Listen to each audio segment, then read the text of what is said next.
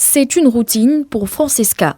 Tous les matins, dès 5 heures, dans le quartier de Beaufort, dans la commune de Boaké, elle se prépare pour l'école. Soutenue par son père, elle a opté pour la finance, comptabilité et gestion au Centre de bureautique, de communication et de gestion, CBCG de Boaké.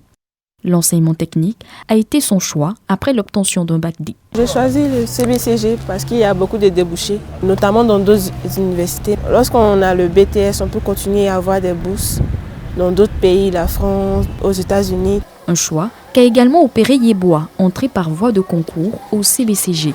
Il combine ses cours en gestion commerciale dans le centre et ceux de master en droit des affaires à l'université Alassane Ouattara de Boaké. Quand on parle de formation technique, on a une ouverture sur le marché de l'emploi. Donc, c'est dire que toutes les formations au sein du CBCG nous permettent en quelque sorte d'appréhender le volet professionnel. Son modèle d'inspiration, l'homme d'affaires Stanislas Cézé. Et pour y arriver, il mise sur l'excellence prônée dans son établissement. L'année dernière, l'effectif tournait autour de 923 apprenants. Cette année, nous sommes à cette période à plus de 1000. Aujourd'hui réhabilités, la formation, la discipline et l'environnement sain ont fini par séduire les élèves et étudiants de la région du Béké. Ce n'est pas juste de dire que quand un élève vient à l'enseignement technique, la formation professionnelle, c'est parce qu'il a échoué de l'autre côté. Non, ce n'est pas vrai. Au niveau des techniciens, ceux-là même qui par la main, par leur dextérité, doivent construire le pays, on n'en forme pas beaucoup et on vise à former beaucoup d'ingénieurs. Si vous prenez la pyramide des emplois en entreprise, là, en haut, c'est une seule personne, c'est le DG. En dessous, ça peut être des ingénieurs, 2 ou 3 ou 4. Après, on descend. Là où on trouve beaucoup de monde, la base qui travaille, qui construit le pays, ce sont les ouvriers qualifiés, les CAP et autres. Pour le directeur régional, l'enseignement technique et l'enseignement général sont complémentaires. Montrer aux jeunes gens des modèles de réussite pour qu'ils sentent que, en fait, l'enseignement technique, c'est une voie d'insertion. En passant par là, on peut se faire une place au soleil. Véritable opération séduction des apprenants, car le ministère n'a que 5% des effectifs de l'enseignement général. Il faudra donc accroître le chiffre de 20% d'ici 2020.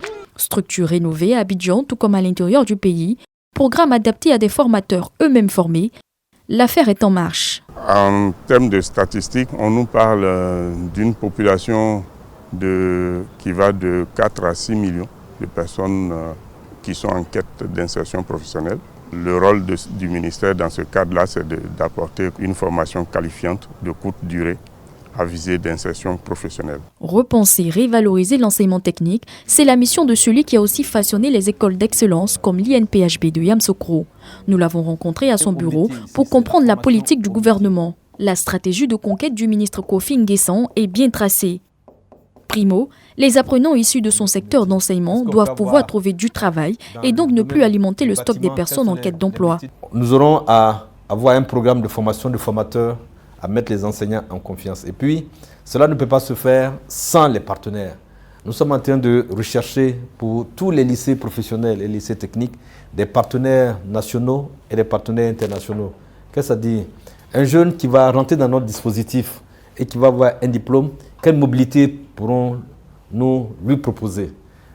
S'il a un CAP, est-ce qu'il a le secteur privé qui va l'employer? Mais est-ce que s'il est bon et qui veut continuer sa formation à l'étranger, est-ce que nous avons une structure partenaire qui va l'accepter?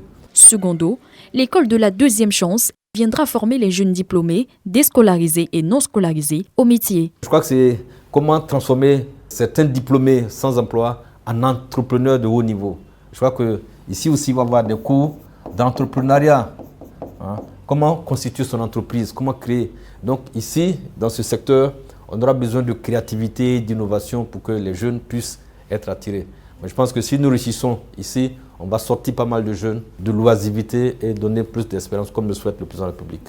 Élever le taux d'employabilité reste le dénominateur commun de cette stratégie de conquête, avec des offres à proposer à des jeunes nantis de compétences et le goût d'entreprendre.